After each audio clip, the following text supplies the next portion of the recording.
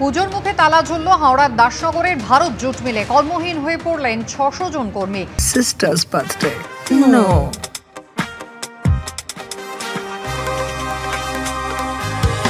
Wow, that looks fantastic. Monet passport diyo. इश्क की नई जुबान। আজ সকালে এসে মিলের গেটে সাসপেনশন অফ ওয়ার্কের নোটিশ দেখতে পান শ্রমিকরা। কর্মীদের আর্থিক সুযোগ সুবিধা নিয়মিত মিলছিল না বলে অভিযোগ। তাঁত বিভাগের কর্মীদের অসহযোগিতায় উৎপাদন মার খাচ্ছিল বলে নোটিশে পাল্টা দাবি করেছে মিল কর্তৃপক্ষ। বঙ্গোপসাগরে নিম্নচাপ শক্তি হারালেও তার প্রভাবে ছত্তিশগড়ে তৈরি হয়েছে ঘূর্ণাবর্ত। কোঙ্কণ উপকূল থেকে দক্ষিণ বাংলাদেশ পর্যন্ত বিস্তৃত অক্ষরেখা। আজ কলকাতা সহ দক্ষিণবঙ্গের প্রায় সব জেলাতেই দিনভর বৃষ্টির পূর্বাভাস। দফায় দফায় বৃষ্টি চলছে বিভিন্ন জেলায়। আপনারা জানেন কাল সারা রাত ধরে বৃষ্টি হয়েছে এবং আজ সকাল থেকেও বৃষ্টি চলছে। আর এই মুহূর্তে ঘড়ির কাঁটায় সকাল ৯টা। অফিস টাইমে ব্যস্ত পরিস্থিতিতে কি অবস্থা রাস্তাঘাটে সেই ছবি আপনাদের দেখাবো। তবে তার আগে জানাবো যে কেমন থাকবে আবহাওয়া আজকে। আমাদের প্রতিনিধি অরিত্রিক ভট্টাচার্য যেমন আমাদের সঙ্গে রয়েছেন, তেমনি অন্যান্য প্রতিনিধিরাও রয়েছেন। শুরুতেই আবহাওয়ার খবর জানবো আলিপুর আবহাওয়া দপ্তরের আপডেট। অরিত্রিক, দেখো, উত্তরবঙ্গ এবং দক্ষিণবঙ্গ দুদিকেই কিন্তু এই মুহূর্তে ভারী বৃষ্টির সতর্কতা আজকে রয়েছে। বিশেষ করে দক্ষিণবঙ্গের পশ্চিমের দিকের যে জেলাগুলো সেখানে ভারী বৃষ্টির আশঙ্কা রয়েছে। তাছাড়া কলকাতা সহ অন্য জেলাতেও মাঝারি থেকে ভারী বৃষ্টির সম্ভাবনা রয়েছে।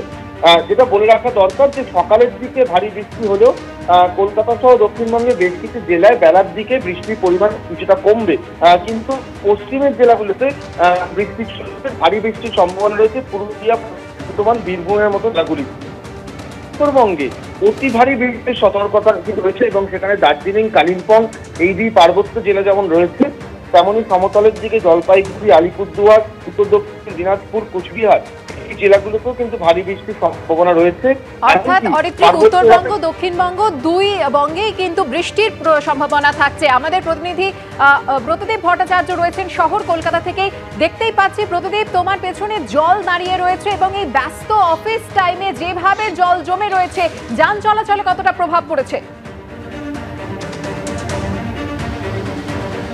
দেখো, যান চলাচলে কিন্তু একেবারে সরাসরি প্রভাব পড়েছে। কারণ আমি এই মুহূর্তে যেখানে রয়েছি একেবারে কলকাতা বিমানবন্দর, এবং কলকাতা বিমানবন্দর থেকে যে রাস্তাটা উল্টোডাঙ্গার দিকে যাচ্ছে সেইখানে ঢোকার মুখেই কিন্তু প্রথমে জল, এবং যার ফলে যানজট তৈরি হচ্ছে সেখানে। আর এই মুহূর্তে যে রাস্তায় দাঁড়িয়ে রয়েছি সেটা হচ্ছে বিমানবন্দরে ঢোকার প্রধান রাস্তা। দেখতেই পাচ্ছ আন্তর্জাতিক বিমানবন্দর, এবং সেই আন্তর্জাতিক বিমানবন্দরে ঢোকার যে প্রধান রাস্তা তার কি বেহাল অবস্থা। এভাবেই জল ডিঙিয়ে কিন্তু দেশ বিদেশের যাত্রীদের বিমানবন্দরে পৌঁছাতে হচ্ছে, এবং তার ফলে কিন্তু চরম হয়রানির শিকার হতে হচ্ছে তাদের।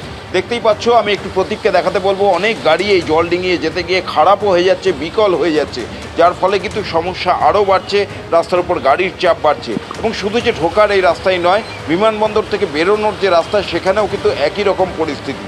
এবং যেটা অভিযোগ করছেন বিমানবন্দরের বিভিন্ন কর্মীরা, যে তারা নিত্যদিনই সামান্য বৃষ্টিতেই কিন্তু কলকাতা বিমানবন্দরে এমনই বেহাল অবস্থায়। তবে জানিয়ে রাখি, সুকন্যা ডোমেস্টিক এবং ইন্টারন্যাশনাল মিলিয়ে প্রায় 400-র বেশি বিমান কলকাতা বিমানবন্দরে প্রত্যেক দিন ওঠানামা করে এবং তাদের যাত্রীরা এখানে আসেন। এবং এই যে চরম হয়রানির শিকার হতে হচ্ছে তারা, তাই নিয়ে কিন্তু উষ্মা প্রকাশ করেছেন অনেকে। কিন্তু এই পরিস্থিতির কবে উন্নতি হবে কেউ জানে না। একেবারে প্রতিদীপ, তুমি আমাদের সঙ্গে থাকো। এবার আপনাদের নিয়ে যাব সরাসরি দুর্গাপুরে। গত কিছুদিন ধরে আপনারা জানেন যে ডিভিসির জল ছাড়া নিয়ে এবং দক্ষিণবঙ্গে 8টি জেলা রীতিমতো বন্যা বিপর্যস্ত হয়েছে। তার উপরেই প্রবল বৃষ্টি। পরিস্থিতি কতটা জটিল হচ্ছে এই মুহূর্তে, মনোজ?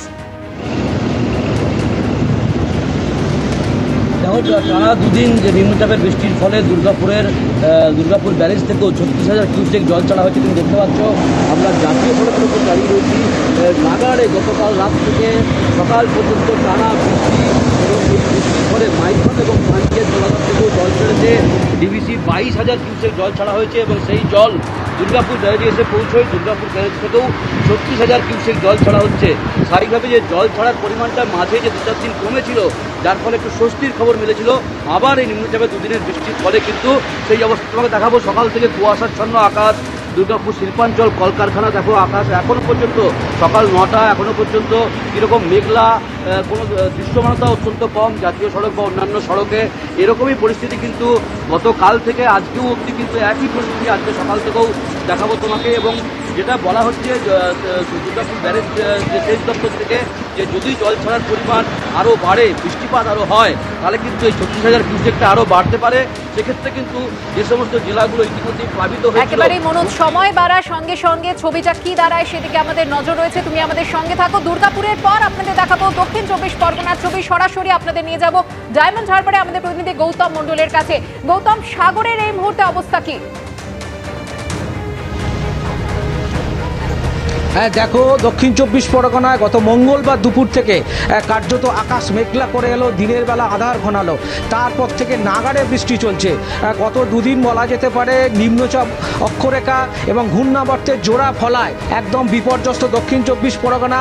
টানা বৃষ্টি চলছে, গতকাল দিনভর বৃষ্টি হয়েছে, আজকের রাতেও বৃষ্টি হয়েছে, আজকে সকাল থেকে আকাশ পুরো মেঘলা, বৃষ্টিও চলছে দফায় দফায়। নদী এবং সমুদ্র কার্যত এই সময় কটাল না থাকলেও কার্যত কিছুটা উত্তাল আছে। এবং এর পাশাপাশি যেটা বলতেই হয়, এই যে পুজো, সামনেই পুজো, দক্ষিণ 24 পরগনা জুড়ে যে পুজোর প্রস্তুতি সেটা বেশ ব্যাহত হয়েছে। বেশ কিছু গ্রামীণ অঞ্চলে যে মণ্ডপ তৈরি করার ক্ষেত্রে যে ফাঁকা মাঠ, সেগুলো জলমগ্ন হয়ে গেছে, জলে কাদায় একাকার হয়ে গেছে। প্রতিমা শিল্পীরাও বলছেন এই আবহাওয়া চলতে থাকলে সুন্দরবন এলাকায় নোনা আবহাওয়া, তার ফলে শুকনো প্রতিমাও ভিতর থেকে পচন ধরতে পারে। একটা আশঙ্কা করা হচ্ছে ঠিকমতো প্রতিমার অর্ডার তারা দিতে পারবে কিনা। এছাড়া বেশ কিছু নিচু এলাকা জলমগ্ন হয়ে পড়েছে। একেবারেই গৌতম, যে ছবি তুমি আমাদের দেখালে, দফায় দফায় বৃষ্টি হয়েই চলেছে দক্ষিণ 24 পরগনায়। অন্যদিকে পাঁশকুড়ার ছবিও আপনাদের দেখাবো। জল নামার আগে পাঁশকুড়ায় ফের বৃষ্টি।